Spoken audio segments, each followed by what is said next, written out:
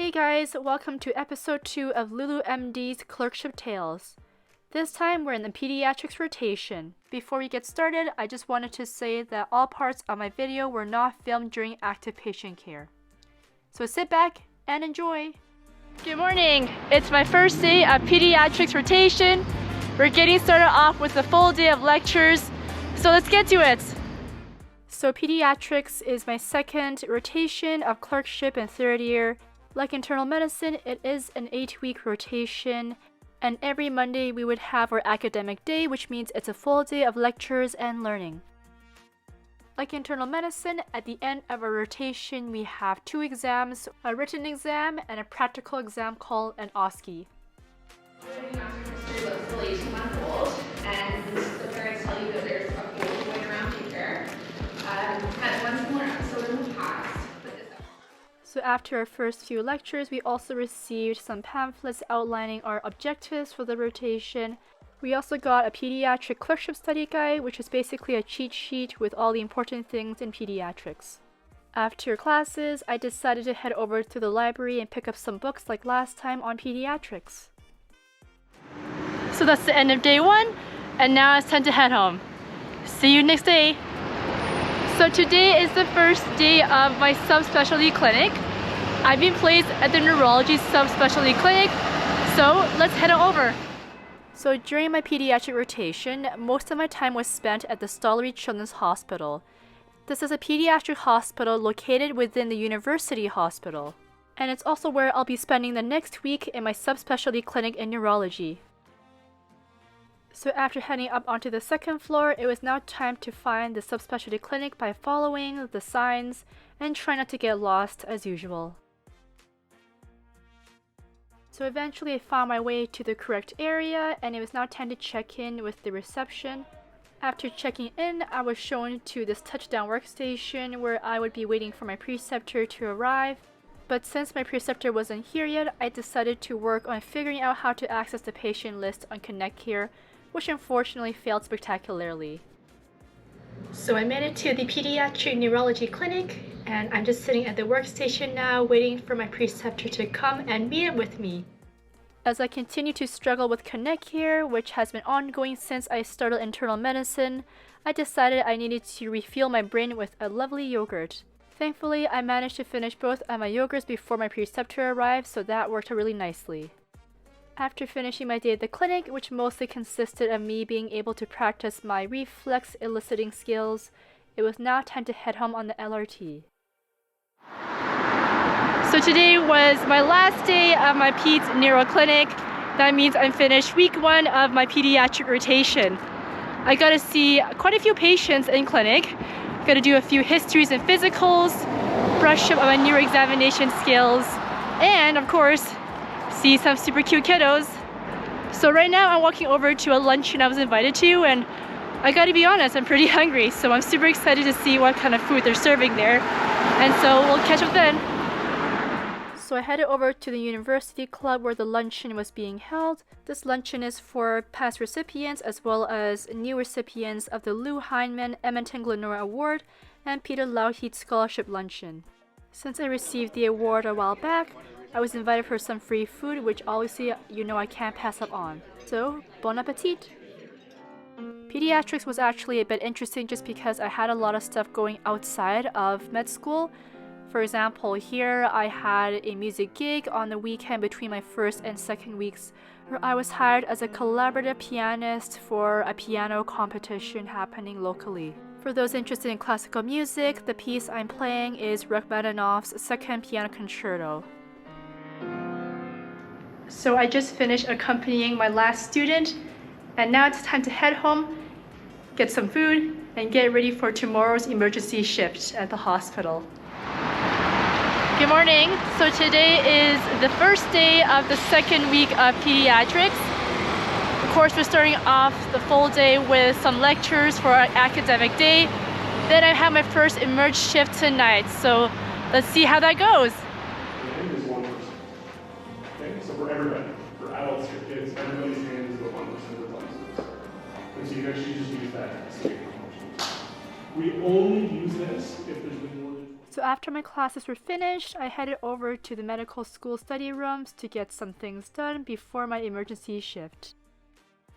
So I finished all my lectures for today, and so I have about 4 hours before my emerge shift starts tonight, so I think I'll find a study room and finish up some notes now. So my shift didn't start until 6 p.m. that evening. That meant I had almost 4 hours of extra time, so I decided to get some things done, take a nap because beauty sleep is super important for my mental wellness, and of course get some exercise in for my physical wellness. So I did some studying, had my dinner, and now it's time to head over to the emergency for the emerge shift. It was a pretty short walk from the medical school over to the university hospital where the Stollery's emergency department is, and that's where I'll be doing my emergency shift. I have a few of them in this week, 3 in total. Some of them are 6 p.m. to 1 a.m. and others are 12 p.m. to 7 p.m. My first shift is from 6 p.m. to 1 a.m. and though I did get lost a few times, I managed to find my way, headed over to the workroom to drop off my backpack and my food, and log into Connect Care to find the patient list, which went much better than my first week of pediatrics. Also, you definitely know you're in peds when you see children's books just laying around for your own reading enjoyment. So it's almost 9:20 p.m. I'm almost halfway through my first emerge shift in pediatrics, and I've really learned a lot, and I'm so far enjoying all the patients I'm seeing, especially the super cute babies and kids. And let's see how the rest of the night goes. So it is now just past 1 a.m. I've packed up all my stuff because I'm heading out soon. I'm waiting for an evaluation from a preceptor for the patients I saw tonight. Other than that, that's the end of my first emerge shifts. So it's pretty empty in the hospital right now. I'm trying to find a way out of here. It's so empty in here, my goodness. There's like no one left here at this time of the night. So yeah, it was pretty late when I left. It was kind of low-key spooky just because it was super empty. There's literally no one left. So I quickly made my way out of the building so I could head home and enjoy my post-call day. Out of all the weeks of pediatrics, I will say that emerge shift week was probably my most favorite. I got tons of exposure to different types of patients and presentations. I felt that I was able to still learn even in a fast-paced environment. And even if we had a late shift till 1 a.m., we got post-call the next day, which was absolutely lovely. I also did a Halloween emerge shift, so Halloween cupcakes, yay! So today is my last emergency shift in pediatrics, and now on to week 3. And that's it for week 2.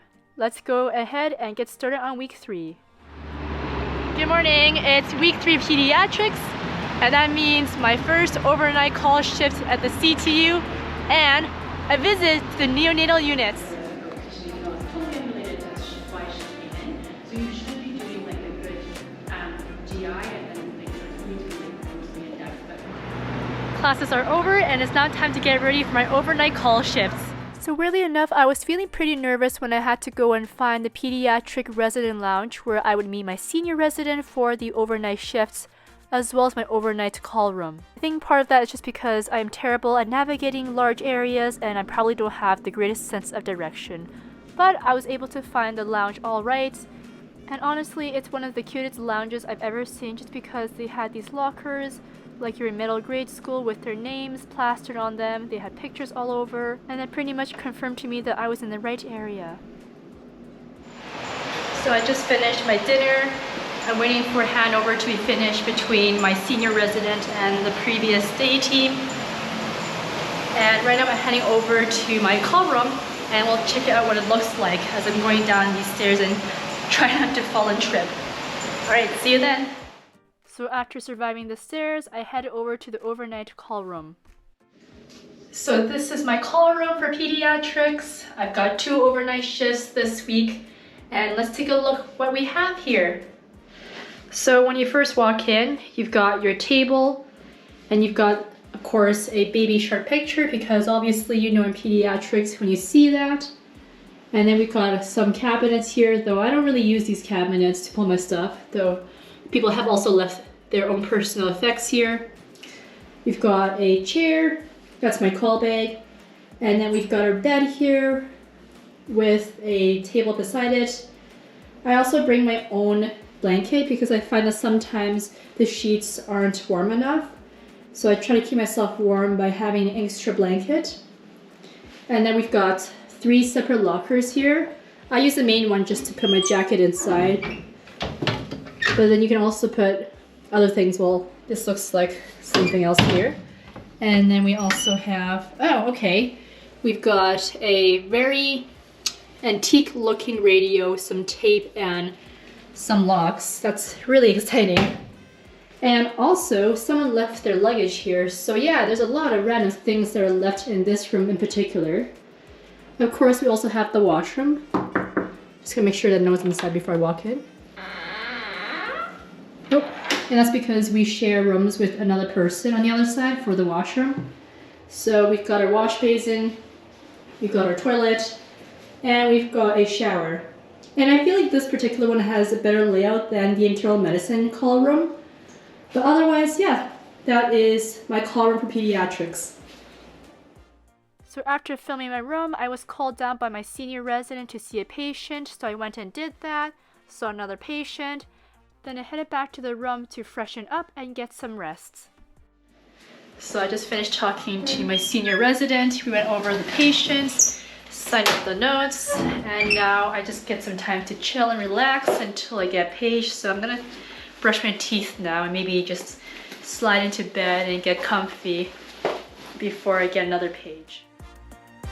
I think I'm gonna get some shut-eye because I'm gonna see if I will get any pages tonight, though my senior resident did say that if it's past 4:30 a.m. I can go home, so hopefully we get some shut-eye. Good night. So around 2 o'clock, yes, I know it says 3 o'clock, but I forgot to change the time because of daylight savings. So 2 o'clock I got my page and I was pretty groggy, honestly. So it's about 2 a.m. I got a page from my senior resident, so we're gonna go down and see what's going on. See you in a bit. So I changed the time back to daylight savings time because I forgot to totally do that this past weekend. But anyways, it's about 4:15 right now, and I finished seeing that patient I was paged for, and I did the handover and the note with my senior resident. I can actually leave if I wanted to. I can actually go home, but I think I'm just gonna stay here and get a bit more sleep, so I'm not kind of stumbling around trying to find my way out in the middle of the night. So yeah, gonna catch more sleep, and we'll see you in the morning. Night.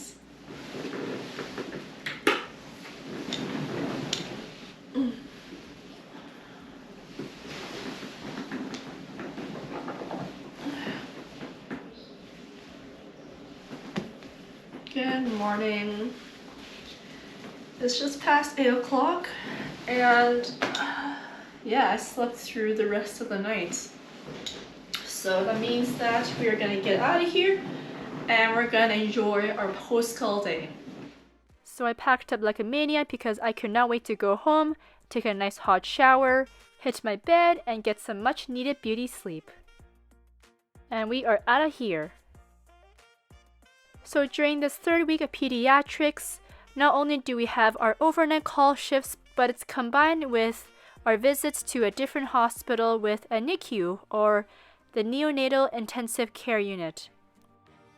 So today, I'm driving over to the Sturgeon Community Hospital in St. Albert, where I'll be joining their team to learn more about their tiny patients in the NICU.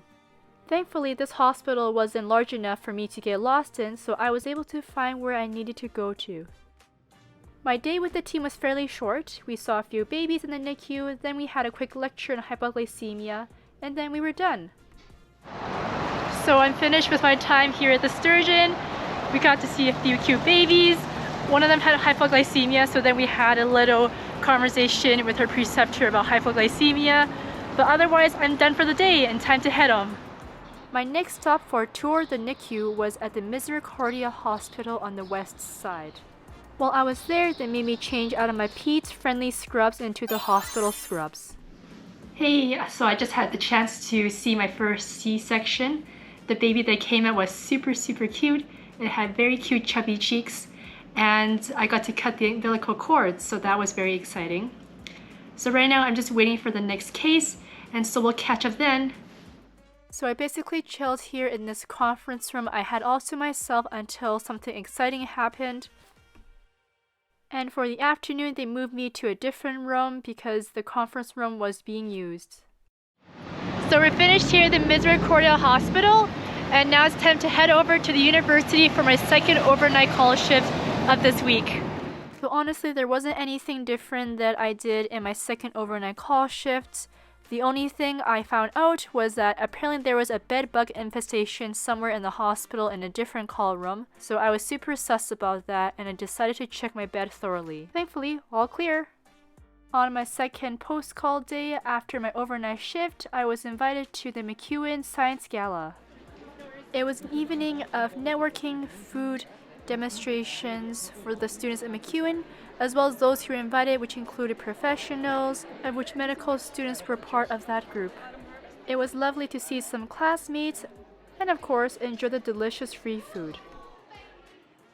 So this was my 4th week on Pediatrics. Because we had the Remembrance Day long weekend, we did not have an academic day, which meant I jumped straight into the next part of my rotation, Ambulatory Clinic.